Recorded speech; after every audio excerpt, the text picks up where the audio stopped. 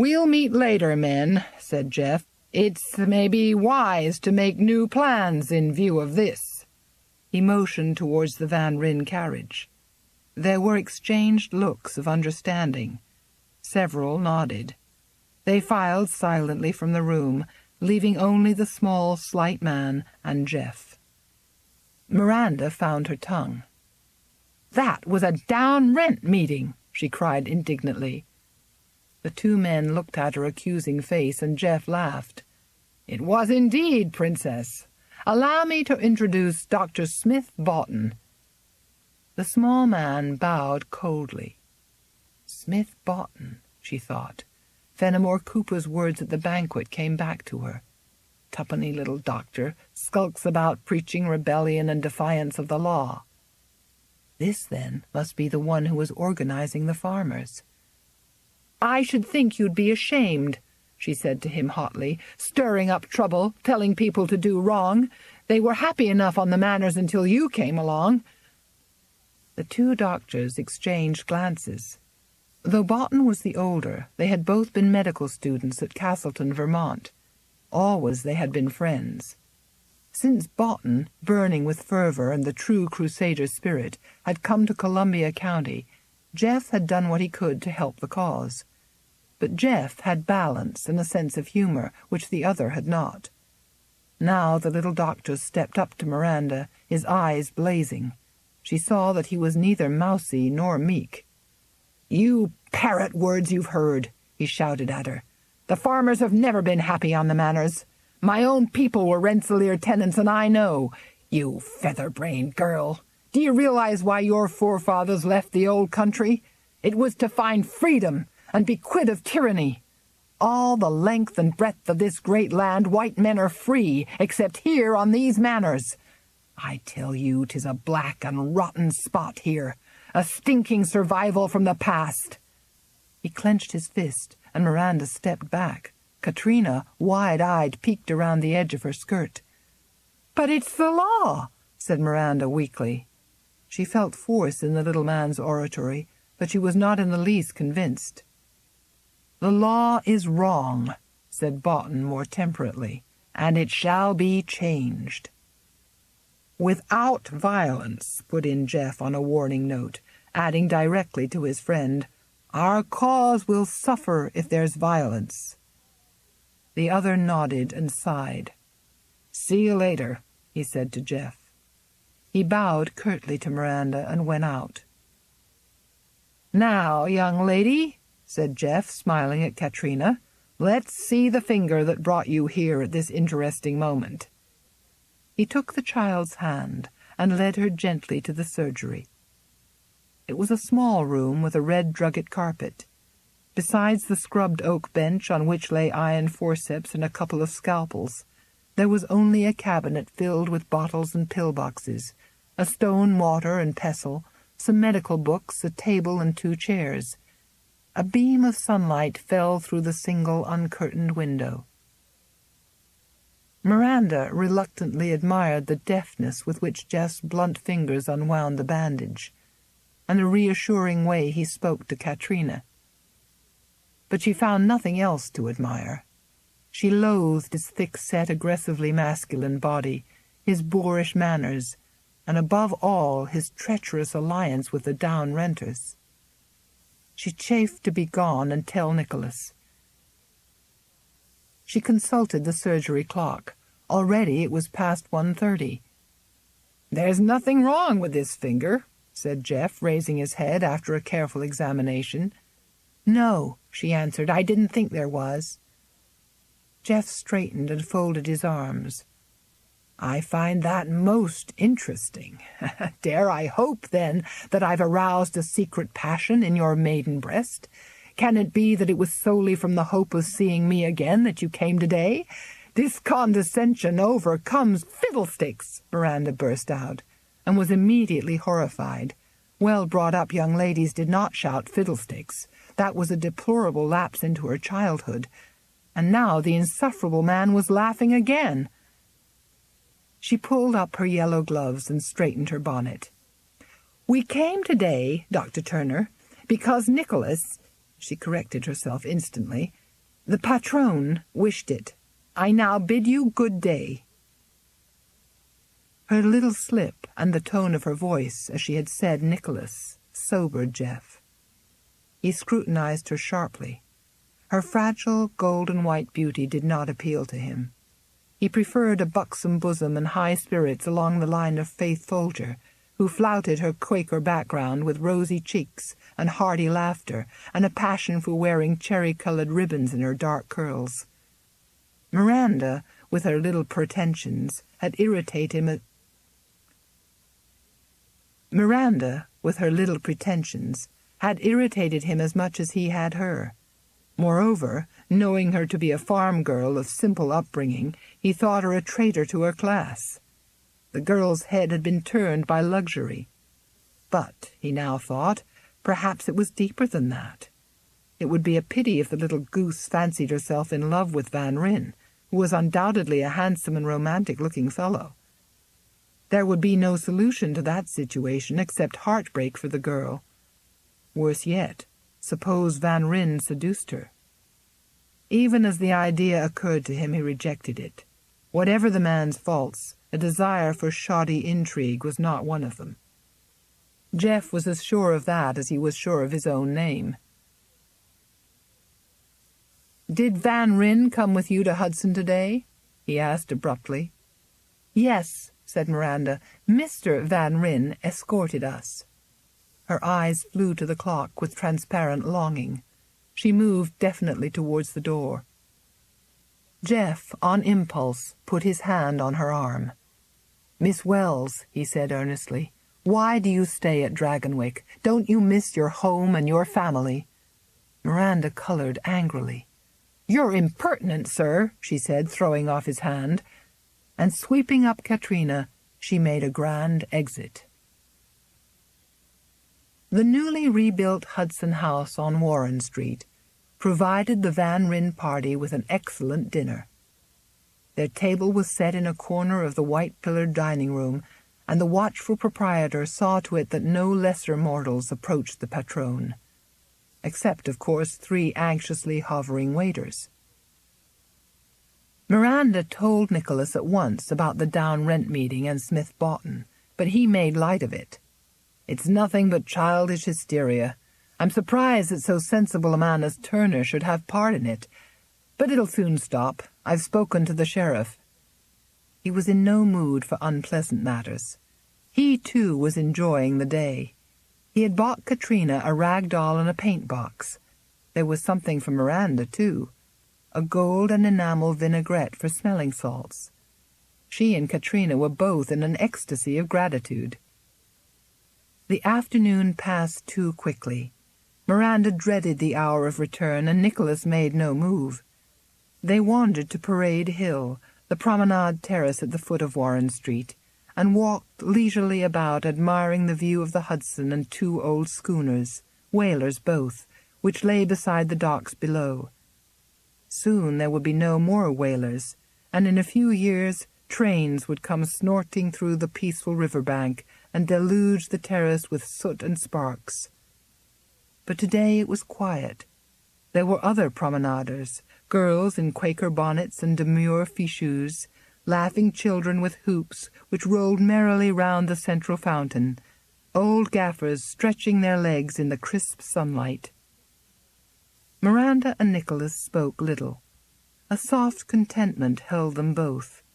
Nicholas, who so often retired into a remote place where she could not follow, was that afternoon all hers, responsive to her interest in the lively waterfront scenes, smiling with her at the children's antics. The red sun dipped behind the Catskills, and a chill breeze sprang at them from the river. It whipped the ready color into Miranda's cheeks, fluttered her curls and green bonnet ribbons. She shivered. He looked down at her. "We must go home now, Miranda." He put the faintest emphasis on home, and she responded with a bitterness she could not control. "Dragonwyck's not my home. I'm only there on sufferance, and because you—" She hesitated. "Because you have not yet sent me away. Johanna doesn't like me." she finished very low. They were descending the steps to the street, and though he took her arm, it was with so light a touch that she could scarcely feel it. And he was silent for so long that she was frightened. She shouldn't have said that. Perhaps he was annoyed that she had seemed to criticize his wife. Or perhaps he thought her ungrateful and pleading for more of his bounty. That would be dreadful. He handed her into the waiting barouche, and still he did not speak. She settled miserably into her corner. Katrina yawned and stretched out on the seat opposite them. Christabel, the new rag doll, and the paint-box all hugged tight in her arms. Miranda covered the child with a carriage robe. She stole a pleading look at Nicholas. In the shadows she could barely see his profile, the thin aquiline nose with flaring nostrils, the full compressed lips, the planes of his jaw beneath the shadow of dark hair on his cheek. Despite his stillness, there was intensity in his attitude, an effect of concealed violence which had no outer manifestation. The day's sympathetic companion had disappeared once more, and she was alone. Before they again crossed the Stockport Creek, it was black night outside. The horses slowed down to a walk. The oil carriage lamps threw a flickering and uncertain light on the fir trees which hemmed the road. They entered a thick wood with underbush so close that it scratched against the sides of the carriage. Miranda could bear the silence no longer. "Are you angry with me, Cousin Nicholas?" she asked faintly. He turned his head, but before he could answer, they were both jolted from their separate preoccupations. A weird clamor broke from the quiet forest, war-whoops and the tooting of horns. Beneath these, the steady beat of a fife and drum, and defiant voices singing to the tune of Old Dan Tucker. The barouche was surrounded with dozens of masked figures in lurid calico costumes, shouting and gesticulating as they waved pitchforks and spears and clubs. The near horse shied violently, and the carriage stopped. "Batter the coach in!" yelled one of the figures, and a heavy blow from a pitchfork rebounded from the carriage's sturdy roof. "Stop it! That's not the way!" shouted another man in a blue sheepskin mask. "Down with the rent, Van Ryn! Get out so we may talk to you!" Nicholas was already out of the carriage. Though her heart was beating fast, Miranda was not frightened. In spite of the weapons, there was more comedy than threat in this crazy collection of childish masks and calico nightgowns. "It's all right, dear," she said to Katrina, whom the racket had only half wakened. "Go back to sleep." The child subsided. Miranda, moved by curiosity and a desire to be near Nicholas, also got out.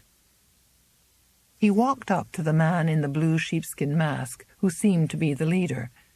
The others pressed close around them in a menacing circle. "Well," said Nicholas to the blue mask, "pray what is all this?"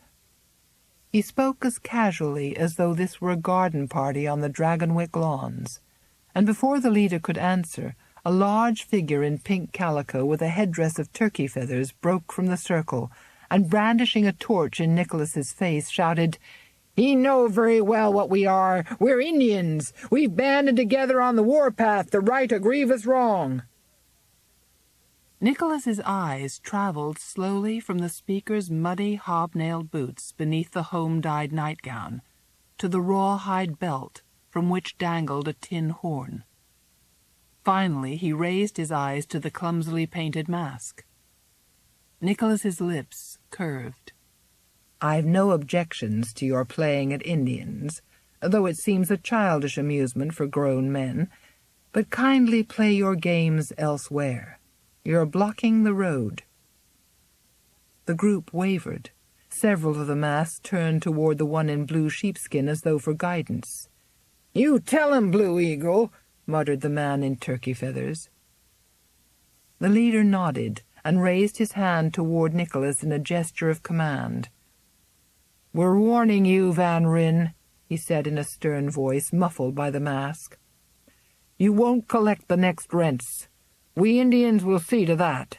Our chief Big Thunder has promised the farmers. You can send all the sheriffs and mealy-mouthed bailiffs you've a mind to, but you'll not collect the rents." "Indeed," said Nicholas. "And now, having conveyed your message, I take it we may proceed?" There was a silence. Even Miranda, passionately admiring Nicholas, felt the discouragement which emanated from the leader and gripped the others, and she amazed herself by feeling a twist of pity for them, the utter unreason of trying to assault the Patron's impregnability with puerile warnings and masquerade. At last the blue mask dipped in assent. "You may proceed."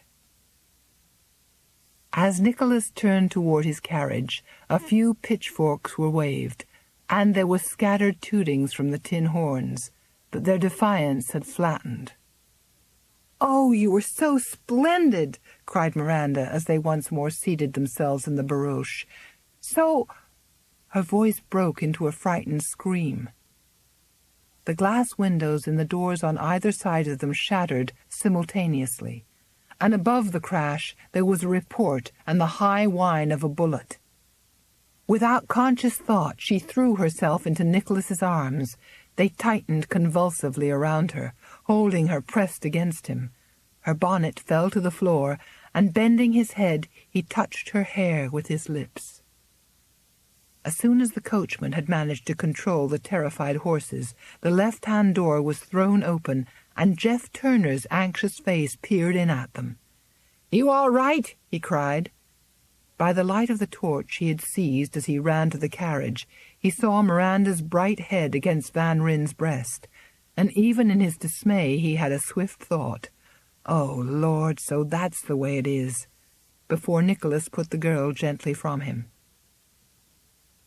"That bullet was a mistake, Van Ryn," said Jeff. "I'm mortal sorry. One of the men lost his head and we'll deal with him. We don't mean violence."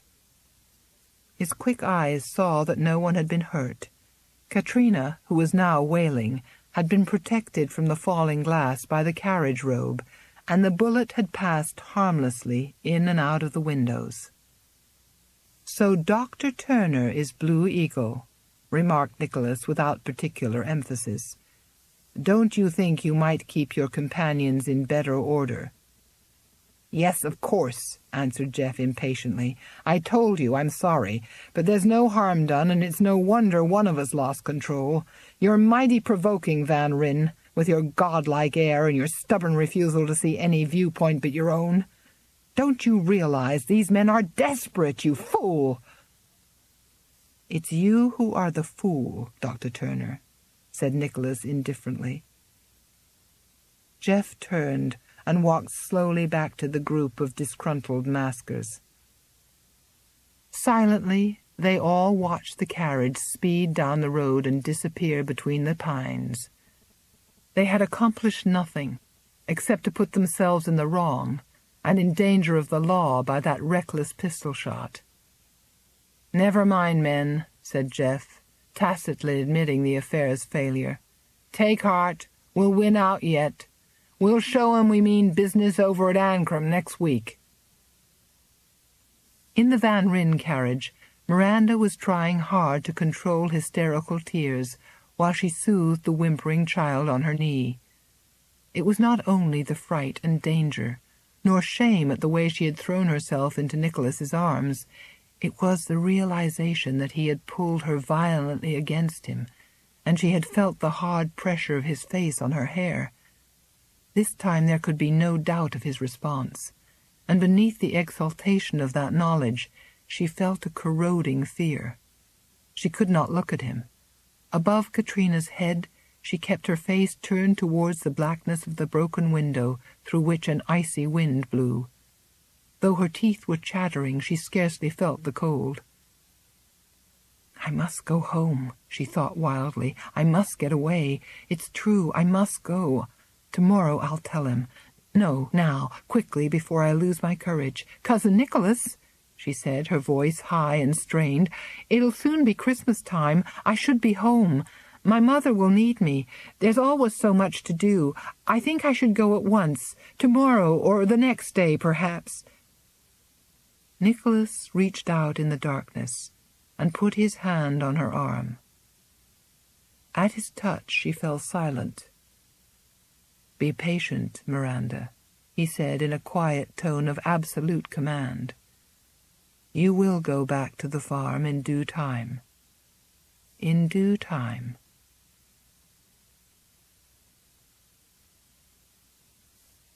Chapter 8.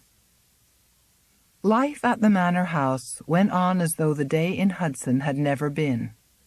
Nicholas sent to New York and Boston for books. Boxes of them arrived on each boat and were carried from the docks straight up to the tower room, where he now spent most of his time. An Albany schooner homing from the Orient brought a fresh consignment of foreign plants, and to Miranda's regret all the exquisite Persian oleanders were removed from the conservatory to make room for palms, an aloe, and some bulbous Ceylonese ferns that she thought hideous.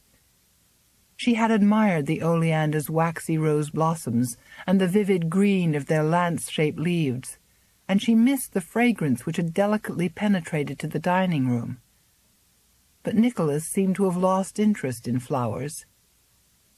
By early December, everyone had a more vital interest in the placing of shrubs. The anti-rent wars were gathering momentum. December the 6th was St. Nicholas' Day, and according to Dutch custom, the time for giving and receiving presents. Several of the neighboring children had been invited to celebrate with Katrina, and by 3 the guests had all arrived. Dominie Heisman, the pastor with his wife and 3 solemn children, the Verplanks from Kinderhook with their brood, 2 Van Rensselaer grandchildren, and the little de Jongs from Stuyvesant. It was Nicholas himself who represented his name-saint, not in the later convention of a jolly Santa Claus, but in the original conception of a 4th-century ecclesiastic. The blue satin robe stiff with embroidery, the gold mitre and episcopal staff, had come from Holland, as had the traditional ceremony, which Nicholas invested with an awe-inspiring solemnity. Though he produced no faggots for the punishment of naughty children, Katrina and the others sat terrified while he lectured them on their sins in the prescribed manner. Even when he raised the crook high over his head and slashed open the muslin bag which released a clattering rain of sugar-plums onto the floor, the children waited until he vanished through a side door before precipitating themselves on the candies. After they had sated themselves with the sugar-plums, the double doors to the Italian drawing-room were thrown open to disclose a long table covered with damask, upon which lay a row of wooden sabots gilded at the tips. These sabots also waited from year to year with the saint's costume in an attic room. On each one had been pasted a child's name, and they contained, besides a wisp of hay for St. Nicholas's horse, a quantity of small trinkets and toys. Nicholas was not wrong in so far as the immediate outcome of the rebellion affected him personally, and no broader consideration interested him. That the events of the next few days, events in which he took no part and ignored until they were over, were eventually to mold his life, he neither knew nor would have believed. The unrest in Columbia County culminated outside of Dragonwyck Manor on Van Rensselaer lands. On December 12th, in Copac, Sheriff Henry Miller and a deputy attempted to dispossess 2 farmers who were behind with the rent. They were met with violent opposition. The little doctor, Smith Boughton, disguised as Big Thunder, inflamed 300 of his calico Indians with his oratory. They seized the sheriff and burned his legal papers in a tar barrel. After this, they allowed the disconsolate officers to ride back to Hudson with jeers and the tooting of horns for accompaniment. By December 18th, matters had come to a head. Big Thunder called a mass meeting at Smoky Hollow near Claverack. Nearly 1,000 Indians gathered on the square before the tavern, a whooping, yelling mob, in masks and gowns. This time there were many guns, and the tavern's cellar full of whiskey was raided. The combination produced tragedy. While Dr. Boughton from the tavern balcony vainly tried to quiet his rioting Indians, a stray shot killed one of them, young Bill Riffenberg, a gentle boy from a nearby farm, the only son of a widowed mother. The suddenly hushed crowd flocked around the still figure on the ground, gaping at the spreading stain of red on the calico shirt. Someone snatched off the boy's fox-shaped mask. Jeff, not yet disguised, had been upstairs with Boughton. The two doctors exchanged a look of horror. "That's done it," cried Jeff. "See if you can quiet 'em down while I do what I can for that boy." Big Thunder leaned over the balcony railing. Jeff pelted down the stairs and knelt by the quiet body. There was nothing to be done. Jeff was still kneeling there, wondering how to break the news to Mrs. Riffenberg, and bitterly regretting the tragedy and inevitable blow to their cause, when Sheriff Miller and 5 deputies galloped through the subdued crowd. "So it's murder, too, along with the other charges," cried the sheriff, taking in the situation. Then, seeing the figure up on the balcony, he cried exultantly, "Come, boys, we've got Big Thunder at last!" With pistols cocked, the officers rushed into the inn. They found Boughton flattened against the fireplace in the upper room, his mouth twisted with despair. For a few minutes he resisted arrest, exerting his slight strength and cursing. The 6 men hustled him downstairs and bundled him on a horse. Jeff watched helplessly. He could do nothing for his friend then, and a further brush with the law would damage them irreparably. The sheriff paid no attention to him. He had no warrant for Dr. Turner, whom he knew and liked, and he was in a hurry to get away from the dazed, silent mob before they turned threatening. He slapped the rump of the horse on which Boughton was tied. He and his men mounted swiftly and herded their prize down the road to Hudson.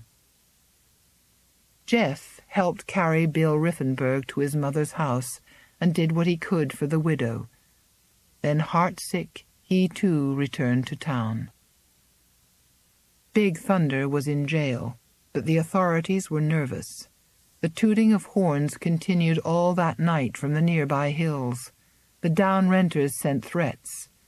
They would release their leader by force. They would burn the town down. The Hudson Light Guards mobilized. The Albany Burgesses came downriver to help.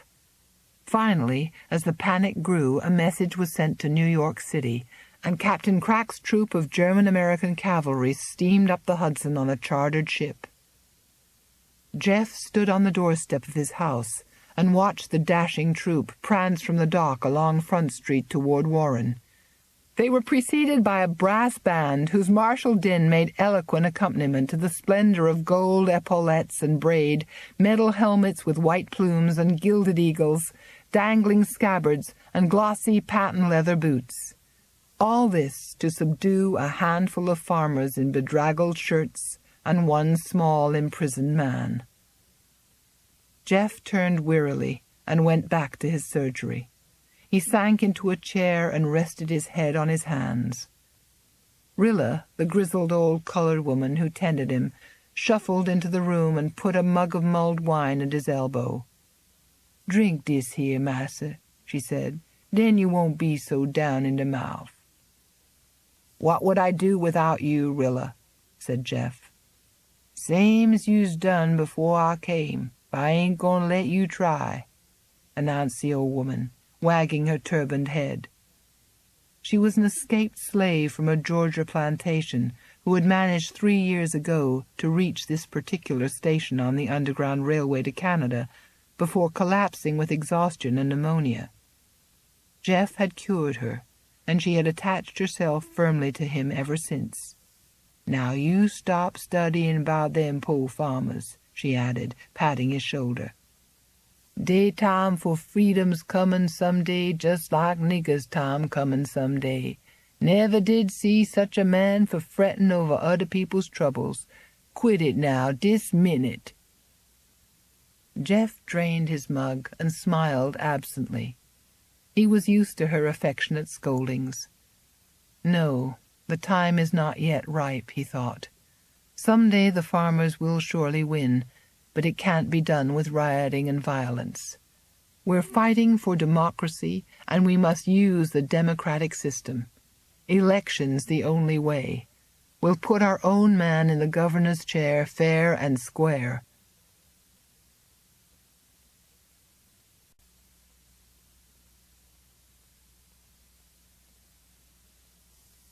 Jeff got up, and putting on his hat and greatcoat, walked out of the house toward the jail, where he intended to console his friend as best he could. As he forced his way through the crowded streets, jostling gaudy uniforms at every step, he thought of Nicholas Van Ryn. The man would be more arrogant than ever now. "Damn him," said Jeff under his breath. He had a second of impotent hatred. The Livingstons and the Van Rensselaers had finally bestirred themselves in the anti-rent war. Their complacency had been shaken, they had even been frightened. But not Nicholas, entrenched in superiority, so sure that nothing could change the world which he had inherited or threaten his own supremacy. "I believe the man's really dangerous," thought Jeff. "God help the person who thwarts him, if indeed anything can pierce his armor." And he thought of Miranda. Affected little ninny, perversely clinging to that atmosphere of decadent luxury, pretending she was an aristocrat, openly worshipping the dark, unpredictable ruler of Dragonwyck. Her wings would be badly singed before she got home where she belonged. Honest work she needed, with those smooth white hands she was so obviously vain of. Honest work, and a simple, honest man to knock the nonsense out of her and give her a house full of babies. "She's healthy enough for all that she needs a bit more meat on her bones," thought Jeff irritably. It had always been the Van Ryn custom to close Dragonwyck after New Year and embark with servants for New York and the town mansion on Stuyvesant Street. This year Nicholas vetoed the plan. "But why not?" asked Johanna pettishly. "This place is dreary enough in winter, and I can't see reason for owning a townhouse if we don't use it. Besides, I'm quite longing for the theater." It was evening, and they were sitting in the Red Room. Johanna, having decided to make good use of Miranda's proficiency with the needle, had loaded her with a great pile of new damask napkins to hem. The girl sat sewing in the far corner by the harpsichord, in a small straight chair which had gradually, by an intangible ruling, become her only rightful place. Katrina was in bed.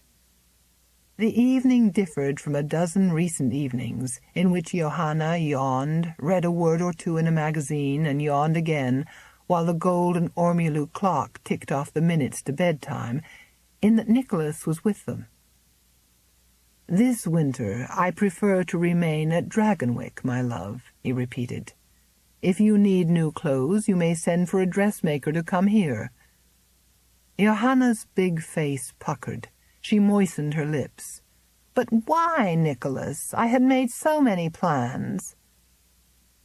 He rose from his chair, walked around the center table, and smiling slightly, stood looking down at his wife. Her red-slippered foot, which had been beating an irritable tattoo on the footstool, gradually ceased to move. "It can't be because of the rebellion.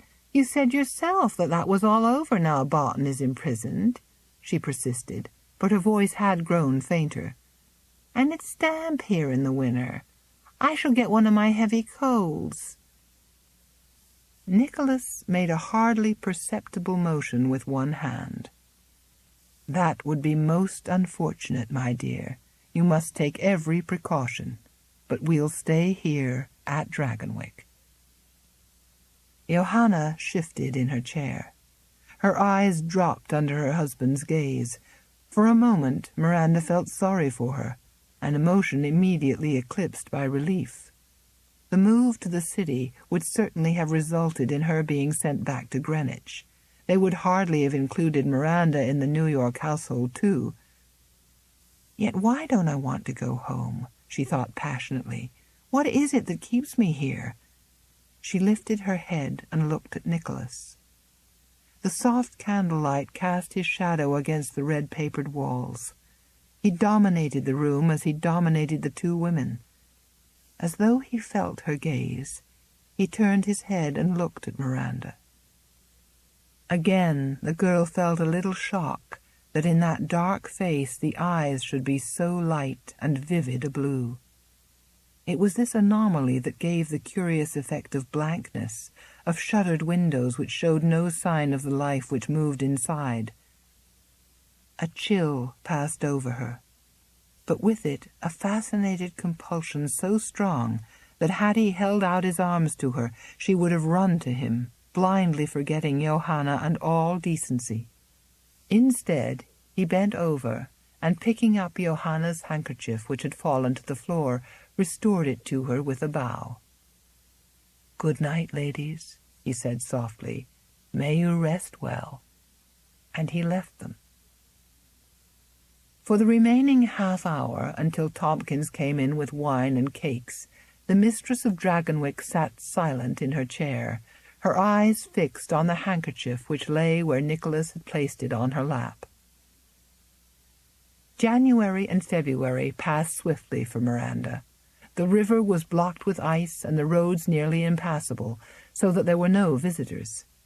The days were outwardly monotonous, but she did not find them so. There was tension at Dragonwyck, a subtle sense of mounting expectancy which seemed to have no cause. Each morning she awoke to excitement which each quiet winter evening denied. There was no change, and yet the excitement recurred. In the middle of March there was a blizzard, and Johanna kept to her bed, nursing one of the heavy colds which she had feared. The sounds of coughing and violent nose-blowing penetrated even through the shut door of the great bedchamber. Miranda, passing the door on her way to the schoolroom, saw Magda run in with a basin of mustard and water and a picture of steaming negus. Heard Johanna in a clogged voice demanding fretfully whether the buttered toast were not ready yet. "Even when she's sick she thinks of nothing but eating," thought Miranda contemptuously, and passed downstairs to call Katrina for her lessons. The schoolroom was bright with a fire on the hearth. Snow piled up softly against the windows, though the wind blew with diminishing force. The two blonde heads, flaxen and amber gold, were bent together over a scrawled slate when the door opened. Nicholas walked in, and the child's round eyes repeated Miranda's astonishment. "How nice to see you, Cousin Nicholas," she stammered. I was just correcting Katrina's sums." It was the first time he had ever entered the schoolroom, and her amazement was increased to see a trace of uncertainty in his manner. She felt that he had wanted to say something to her, but that now suddenly he had changed his mind. He walked over to the window, stood a moment staring out toward the grey river which was nearly hidden by eddies of snow. "Is the child doing well?" he asked without interest. "Oh, yes. She's learning fast. She's good at figures. I think she's ready for a textbook on arithmetic. Perhaps we could send to the city." Nicholas glanced at his daughter. Her cheeks were flushed, her fingers whitened with pressure as she nervously clutched her slate pencil. He gave a short laugh. "Why bother with a textbook? A little addition and subtraction are good enough for a girl." Still further bewildered by the bitterness in his tone, which seldom betrayed any emotion, Miranda said timidly, I suppose it must be disappointing that you have no son." A peculiar expression ran over Nicholas's face. "I do not brook disappointments," he said, and going to the fireplace held his hands out to the blaze. She colored. It had been presumptuous to mention such matters to him, but did he mean that he would not allow himself to feel disappointment over the failure of an heir to carry on the unbroken Van Ryn line, or did he mean that he and Johanna yet might— The pain that shot through her at this unfinished thought rushed her into speech. "I think it'll stop snowing soon. I mean, there seems to be a lightning in the west." "I trust so," said Nicholas, "or the doctor will be delayed." "Doctor?" she repeated blankly. "Certainly," he answered with increased coldness. "Mrs. Van Ryn is ill, and I have naturally sent for a doctor to attend her." The girl was hurt by his tone as well as by his saying Mrs. Van Ryn. It was as though he was deliberately putting her in her place. "I didn't realize that that Mrs. Van Ryn was that ill." Nicholas did not answer. He deserted the fire, walked with quick, restless steps back to the window. He jerked together the heavy portieres, turned back into the room, and said to Katrina, "When you are through with your lessons, go to your mother. You pay her little enough attention." "Yes, Papa," said the child. She hesitated, then overcame her awe of her father and asked, "Will Dr. Hamilton let me play with his chiming watch like he did last year when I had measles?" Nicholas frowned. "It won't be Hamilton who's coming. I've sent for Dr. Turner." Miranda raised her head quickly. Why, she thought, why that Turner, who was a boor and a down-renter? There were other doctors available besides Hamilton. Jeff, in Hudson, when he opened his door to a stable boy in the Van Ryn livery and received the summons to Dragonwyck, had wondered the same thing. He had made a rueful face at the snowdrifts and thought of refusing. But curiosity had won. Curiosity and a feeling of gratification. If Nicholas had so much faith in him as a doctor as to overlook their clash, he might well be generous too. It was dusk by the time Jeff reached Dragonwyck village. In the twilight, the great pile of stone looked gigantic as its turrets and gables loomed against the dark sky.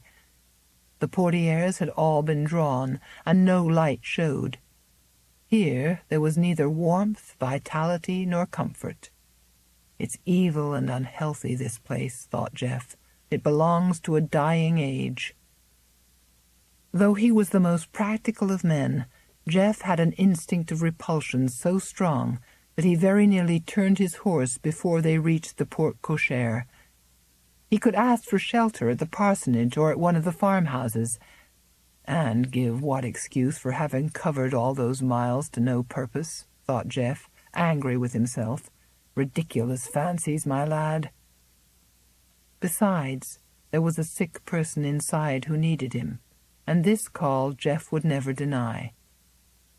He banged the silver door-knocker. At once the door was opened by Tompkins. "Good evening, sir. I fear you've had a nasty ride. They've been expecting you these 2 hours."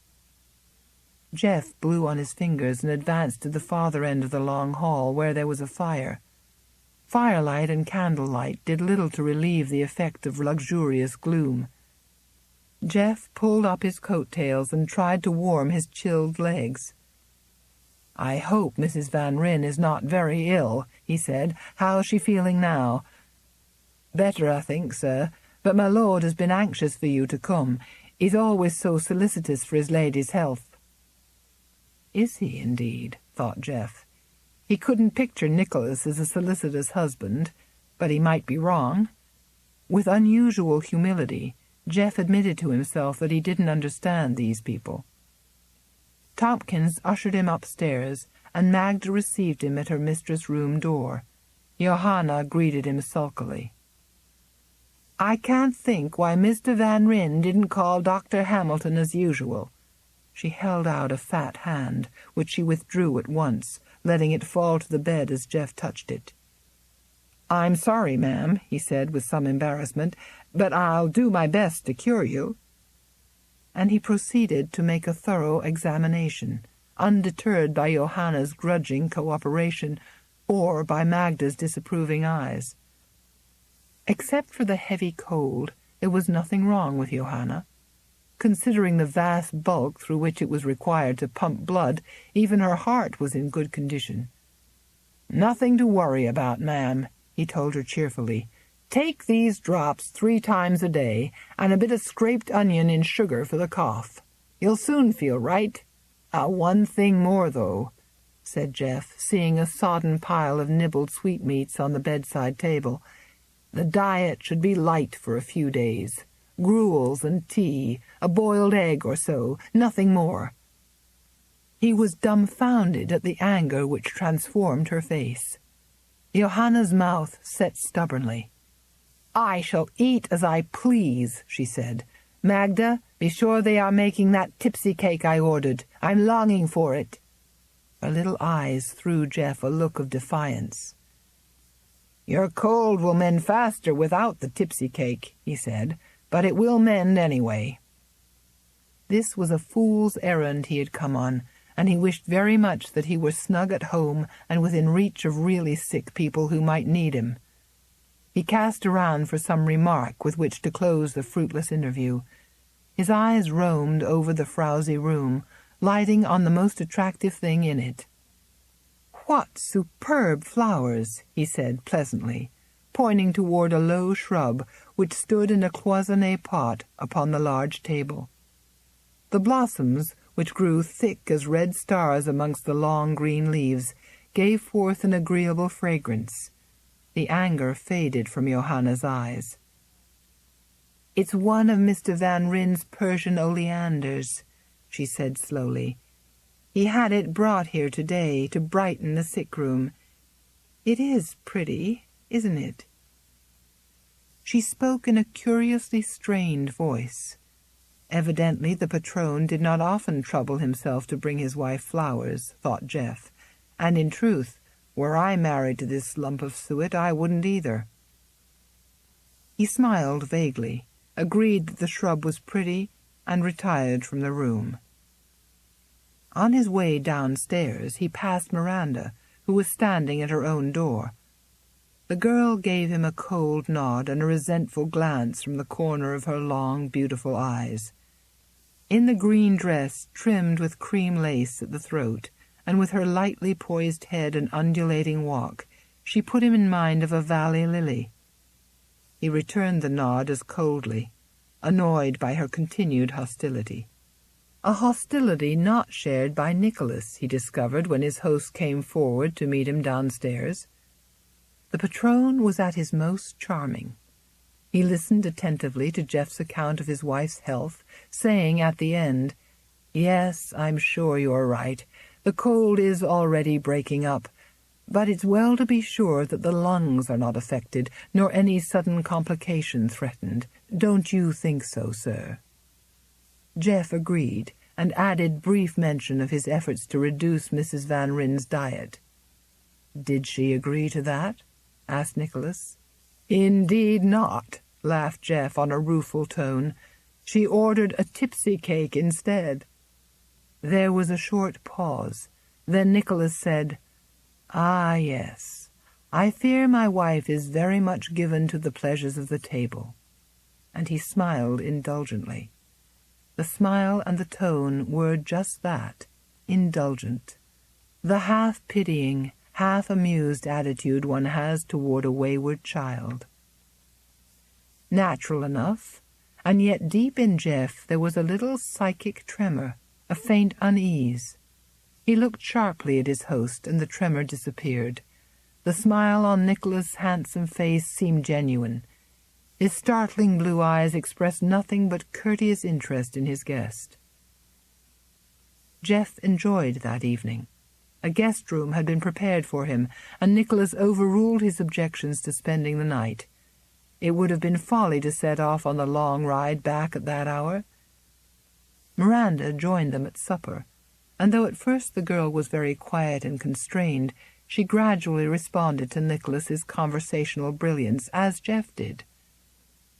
It was 9 o'clock when he rose from the table, and Miranda, seeing that the evening was ending, gave a sigh of disappointment, which Jeff inwardly echoed. Nicholas had made him feel important and brilliant, and Jeff was too human not to have enjoyed it. "I'm going now to see Mrs. Van Ryn," said Nicholas. Jeff uncrossed his legs. "Shall I have another look at her?" he asked, without much enthusiasm. "No, I'll call you if I think there's a reason." And Nicholas left the room. Miranda's eyes followed him. "Yes," said Jeff, noting her expression and laughing.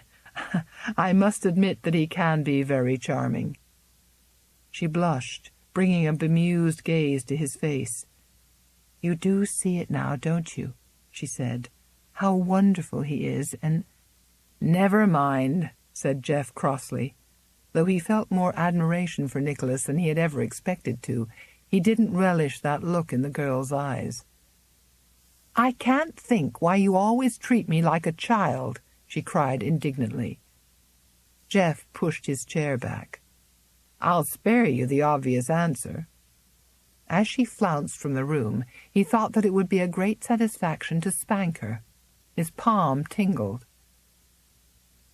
He went upstairs to his bedroom, took off his coat, and put on the dressing-gown which he found laid out for him.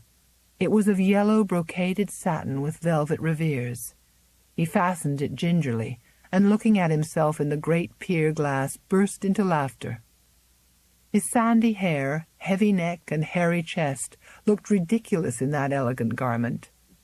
"Fine feathers'll never make a fine bird out of you, my lad," he said, and sat down by the fire to wait, in case Nicholas summoned him. An hour passed and nothing happened, so he clambered into bed.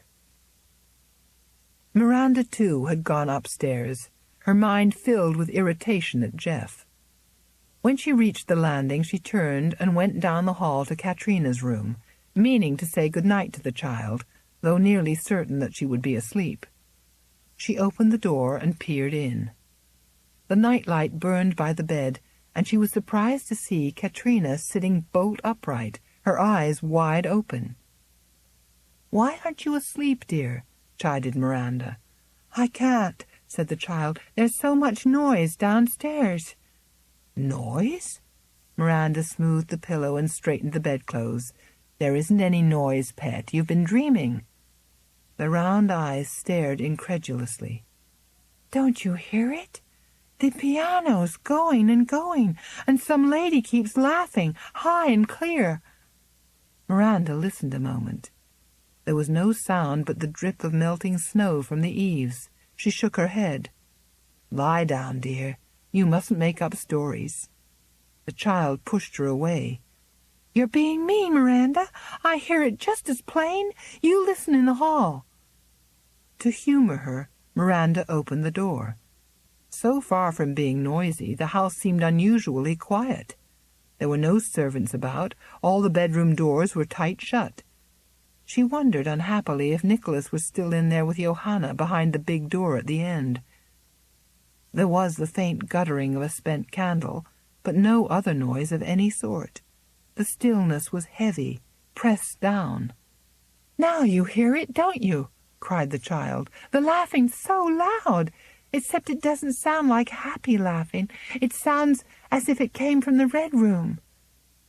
And suddenly, as though a hidden water gate had burst, fear drenched the child.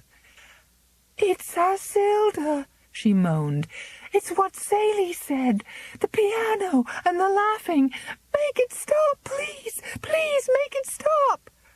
Her eyes were black with terror. Miranda seized the little shoulders and shook them. "Listen, Katrina," she cried, trying to penetrate through the panic. "There isn't anything. I don't hear anything. Saley's a stupid old woman, and you mustn't believe her crazy stories." The child held her breath, listening. In spite of herself, Miranda listened too, while an icy prickle ran up into her scalp. There was still no sound of any kind. The child lay back with an exhausted sigh. "It's stopped now," she said. "Nor ever started." Miranda's voice was sharp, but Katrina did not listen. Her eyelids fell, her stormy breathing gradually lessened. In a few minutes she was asleep.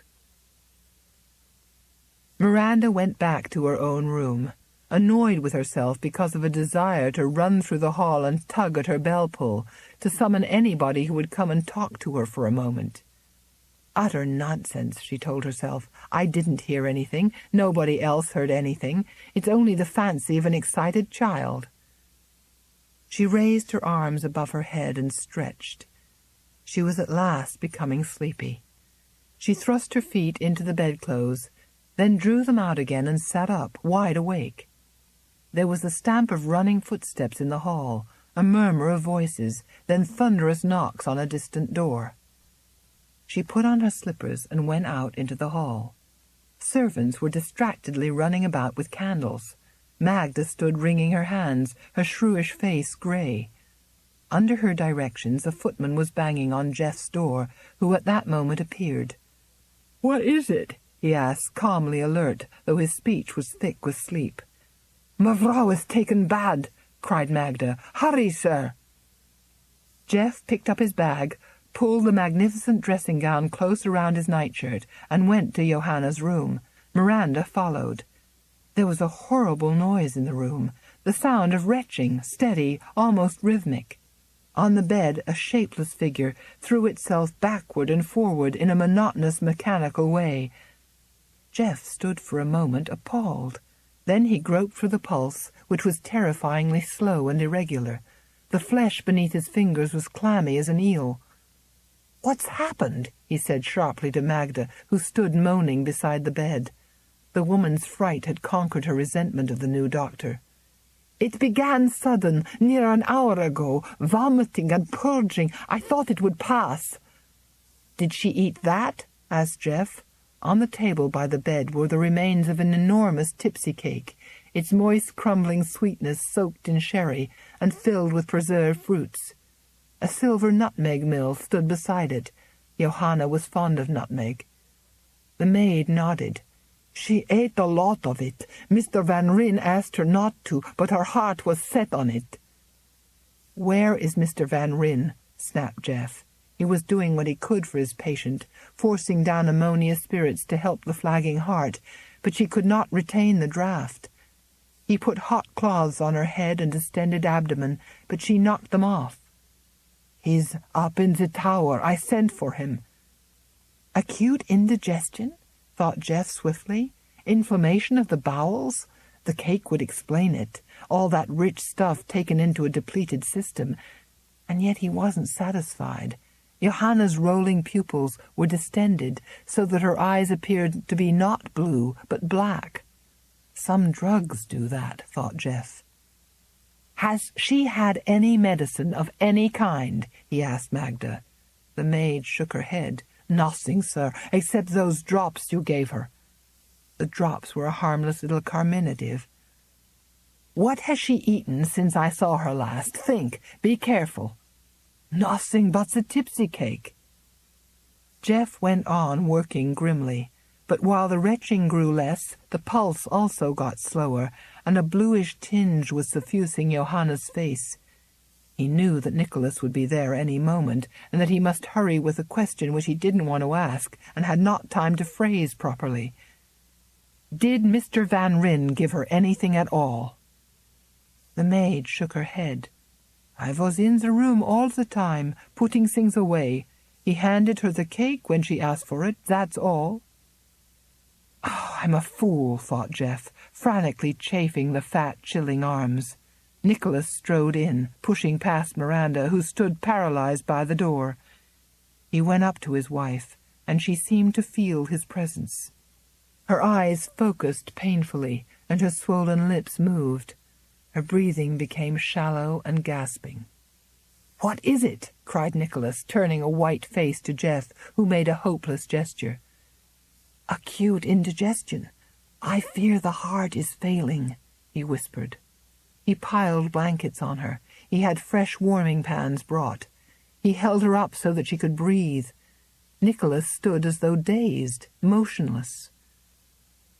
20 minutes later, Johanna ceased to breathe at all. Magda gave a scream and rushed sobbing from the room.